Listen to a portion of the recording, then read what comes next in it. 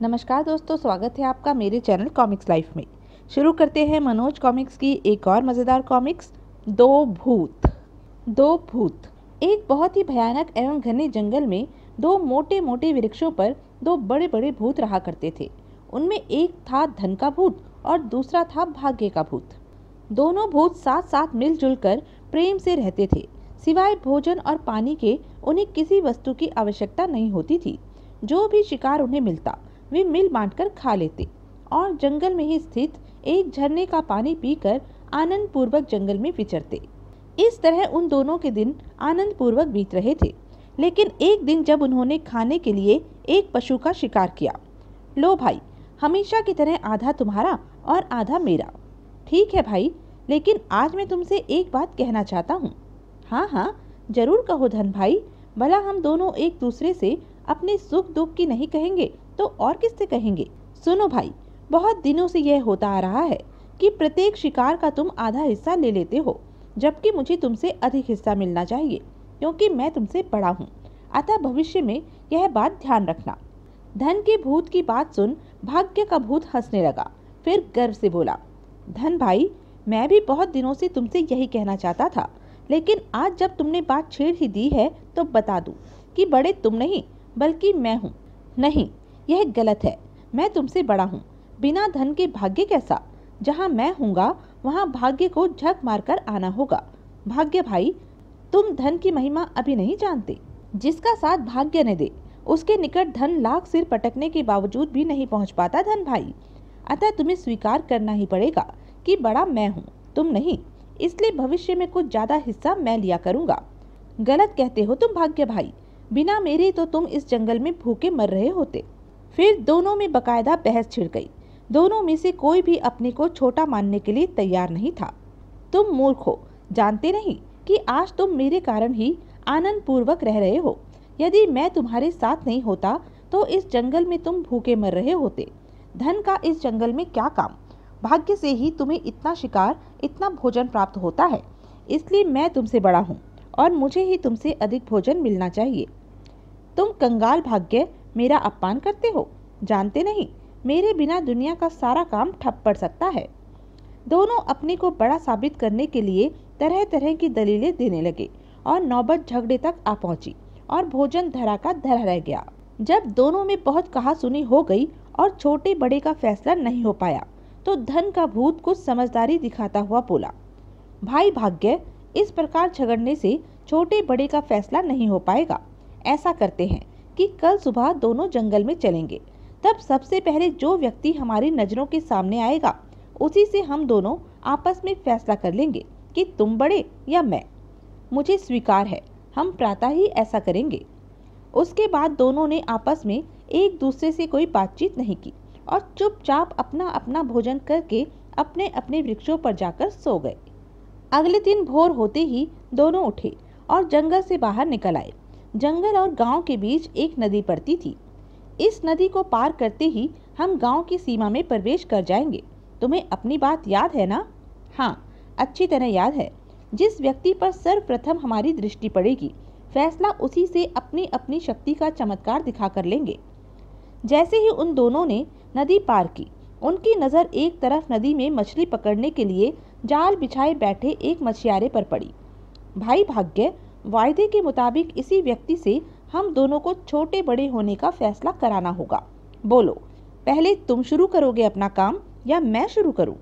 ठीक है, पहले तुम ही सिद्ध करो कि तुम बड़े हो, तो फिर देखो मेरा कमाल और धन की शक्ति का चमत्कार। धन के भूत ने एक भिखारी का भेष धरा और मछियारे की तरफ चल पड़ा। मैं भी देखता हूँ कि बिना भाग्य के यह क्या करता है, मूर्ख कहीं का। जल्दी ही मूर्ख भाग्य को मेरी शक्ति पर विश्वास आ जाएगा। धन का भूत भिखारी के वेश में मछियारे के निकट पहुंचा। मछियारे ने एक बार उसकी ओर देखा, फिर मुंह बिचकाकर पुनः मछली पकड़ने में तल्लीन हो गया। यह भी मूर्ख है, मुझे वास्तव में भिखारी समझ बैठा, लेकिन इसमें इसका क्या कसूर? भला इसे क्या मालूम कि मैं शक्ति का स्रोत धन हूँ, जिसे पाने के लिए यह दिन भर यहाँ झक मारता है। खैर, अभी नहीं तो थोड़ी देर बाद जरूर ध्यान देगा। लेकिन जब काफी देर तक मछियारे ने उस पर ध्यान नहीं दिया तो वह खखारता हुआ बोला, ए भाई, मैं भूखा हूँ, कई दिनों से मुझे भोजन नसीब नहीं हुआ। क्या तुम मुझे अपने घर ले जाकर थोड़ा सा भोजन कराओगे? सुबह सुबह एक भिखारी द्वारा भोजन कराने की बात सुनकर मछियारा बुरी तरह झुंझला उठा। ए बाबा, तुम कहीं और जाकर फरियाद करो। मेरे घर में तो खुद कई दिनों से फांके हो रहे हैं, फिर आज तो एक भी मछली नहीं फंसी। ऐसा कई दिनों से हो रहा है। समझ में नहीं आता कि मैं अपने बाल बच्चों का पेट कैसे भरूंगा। तुम्हारे कितने बच्चे हैं भाई, जो तुम एक भिखारी का पेट नहीं भर सकते? मेरे 12 बच्चे हैं, उनका ही पेट नहीं भर पाता तो तुम्हारा कहाँ से भरूंगा? ना बाबा ना, जाओ किसी और का दरवाजा देखो, कहकर मछियारा फिर अपने जाल की ओर आकर्षित हो गया। भिखारी खामोशी से मछियारे की ओर देखने लगा, जो अब जाल को पानी से खींच रहा था। यदि मछली नहीं फंसी तो जरूर मेरी बात मानेगा, आखिर धन तो मैं ही दूंगा इसे। जब जाल पानी से पूरा बाहर निकल आया तो धन के भूत ने देखा जाल में एक भी मछली नहीं फंसी थी। मछियारे का चेहरा भी यह देखकर उदास हो गया। हे ईश्वर, इस बार भी कोई मछली जाल में नहीं फंसी। क्या नदी मछलियों से बिल्कुल खाली हो गई है? एक बार फिर चेष्टा कर देखूं। यदि इस बार भी मछली नहीं फंसी तो आज मेरे साथ साथ बीवी बच्चों को भी भूखा सोना पड़ेगा। बड़बड़ाते हुए मछियारे ने जाल पुनः नदी में फेंका।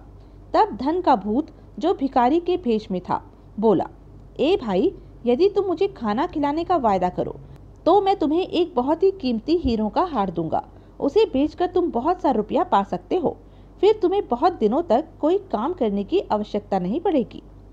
मछियारे ने एक बार फिर आश्चर्य से उसकी ओर देखा, फिर झुंझलाता हुआ बोला, अरे ओ बाबा, मेरे प्राण क्यों खा रहे हो? खुद ही उस हार को बेचकर क्यों नहीं अपना पेट भर लेते? आ गया सुबह सुबह भेजा चाटने। मछियारे की बात सुन पहले तो धन का भूत सकपकाया, लेकिन फिर अपने वस्त्रों से एक जगमग करता हीरो का कीमती हार निकालकर मछियारे के चेहरे के सामने हिलाता हुआ बोला, शायद तुम्हें मेरी बात पर विश्वास नहीं आया। लो देखो, यह कीमती हीरो का हार। और अब बताओ, इसे लेकर भोजन कराओगे या नहीं? आए? मछियारे ने हार लेकर उसे ध्यान से देखा, परंतु उसे विश्वास नहीं हुआ कि कोई भिखारी उसे असली हीरो का हार भी दे सकता है। ए बाबा, कहीं तुम इन चमकदार कांच के टुकड़ों को हीरे बतलाकर मुझे मूर्ख तो नहीं बना रहे? उफ, कितना मूर्ख है यह कमबख्त, इसे नकली बता रहा है। परंतु अपने मन की झुंझलाहट को काबू में करते हुए धन के भूत ने सहज स्वर में कहा, नहीं भाई, विश्वास करो, यह बिल्कुल असली हीरो का हार है। तुमने भोजन नहीं कराना है तो मत कराओ, मुझसे तुम्हारा दुख नहीं देखा जाता, अतः मेरी ओर से इसे भेंट स्वरूप रख लो। क्यों सुबह सुबह गरीब का उल्लू खींच रहे हो बाबा? क्या मैं इतना भी नहीं समझ सकता कि एक भिखारी के पास भला हीरो का हार कहाँ से आएगा? फिर वह हार भला किसी को मुफ्त में क्यों देने लगा? अरे हाँ, कहीं तुमने यह हार कहीं से चुराया तो नहीं? बेचारे धन के भूत ने मछियारे की बात सुन अपना माथा पीट लिया, लेकिन इससे पहले कि वह मछियारे से कुछ कहता, मछियारे के जाल को एक जोरदार झटका लगा और मछियारा हार धरती पर पटक प्रसन्नता से चीख उठा, अरे फांसी! उफ, किस मूर्ख से पाला पड़ गया। हीरो को छोड़ साधारण मछली को देख रहा है। जाल बहुत भारी था, पूरी शक्ति से खींचने के बावजूद भी वह मछियारे से खींचा नहीं जा रहा था। जरूर इस बार कोई भारी मछली फंसी है। अरे बाबा, जाल खींचने में मेरी मदद करो ना।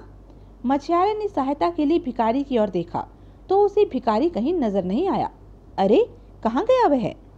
फिर मछियारे ने जैसे तैसे जाल को खींचा और एक बहुत बड़ी मछली को जाल में फंसे देख वह खुशी से उछल पड़ा। वाह, कितनी तगड़ी मछली है, ईश्वर ने मेरी सुन ली।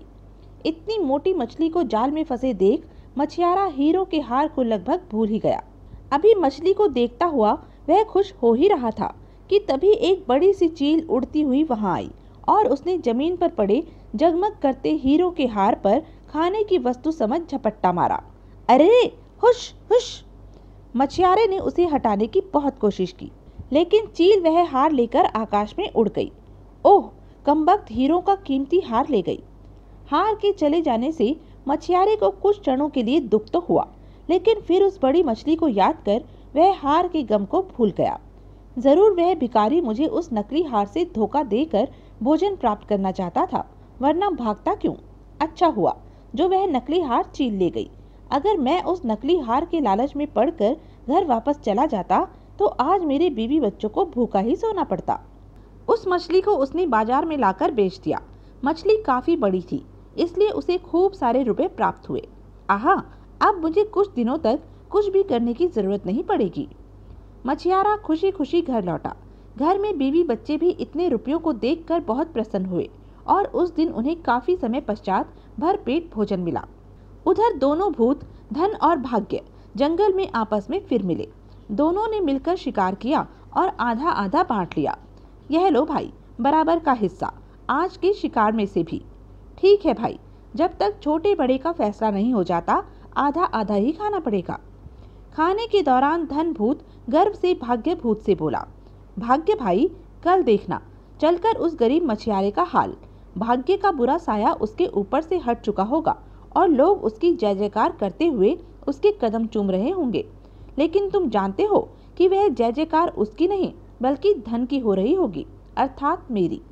धन की बात सुनकर भाग्य मन ही मन मुस्कुराता हुआ बोला, अरे धन भाई, इतना घमंड अच्छा नहीं होता। बेचारे को आज मेरे ही कारण भोजन नसीब हुआ है। यदि मैं साथ न देता तो और दिनों की तरह आज भी उन्हें भूखे ही सोना पड़ता। यही कारण है कि कई दिनों से मेरे साथ न देने के कारण वह तुम्हें एक वक्त का भोजन कराने के लिए भी तैयार नहीं हुआ था। अब कल देखना मेरी वजह से वह तुम्हारा कितना स्वागत करता है। इसका फैसला कल हो जाएगा कि तुम बड़े या मैं।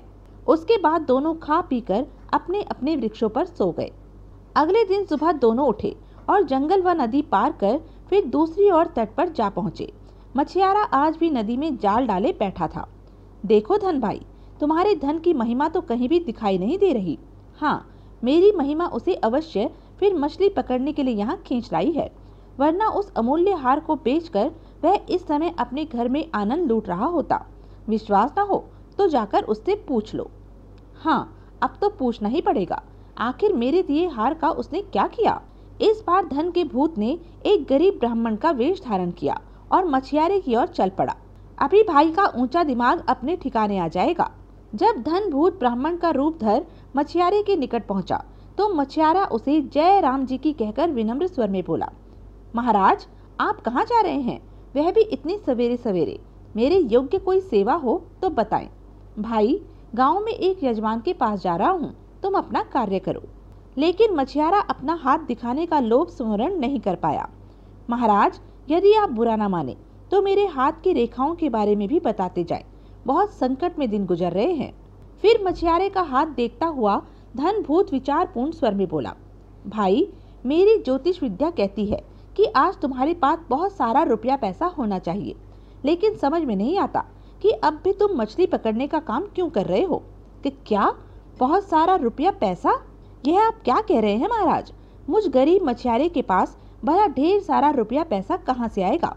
कई दिनों से तो फाके तक करने पड़ रहे हैं। कल भाग्य ने एक बड़ी मछली दे दी जिससे भरपेट भोजन नसीब हुआ। लेकिन भाई, मेरी ज्योतिष विद्या कभी गलत नहीं हो सकती। अच्छा ठहरो, पहले यह बताओ कि कल तुम्हें किसी भिखारी ने हीरो का हार दिया था? दिया तो था महाराज, लेकिन मुझे विश्वास नहीं हुआ था कि वह हीरो का ही हार होगा।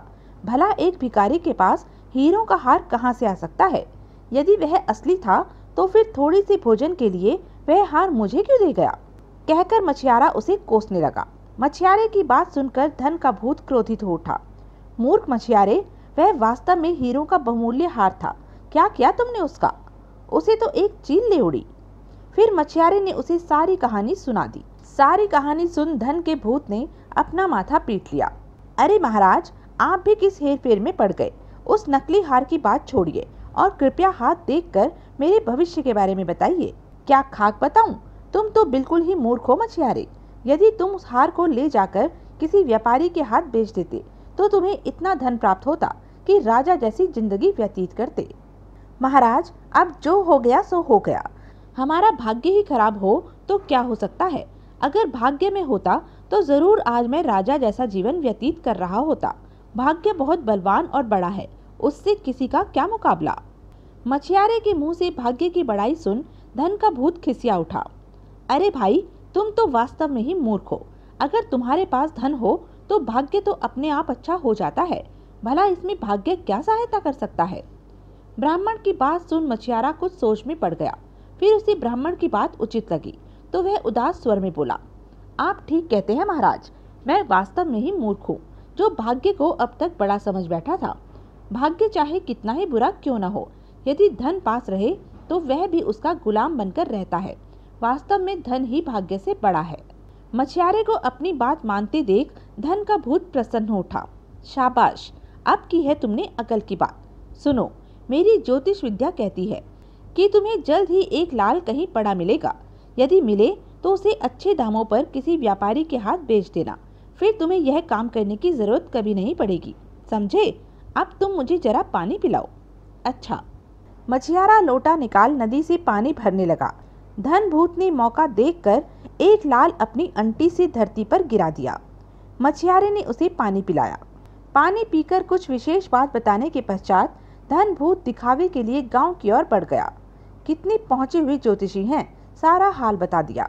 कुछ आगे जाकर धन भूत अदृश्य हो गया। मछियारा फिर अपने जाल की ओर आकर्षित हो गया, परंतु जब काफी देर तक जाल में कोई मछली नहीं फंसी तो वह उकताकर अपने आसपास दृष्टि दौड़ाने लगा। शीघ्र ही उसकी दृष्टि निकट ही पड़ी चमक रही एक वस्तु पर पड़ी।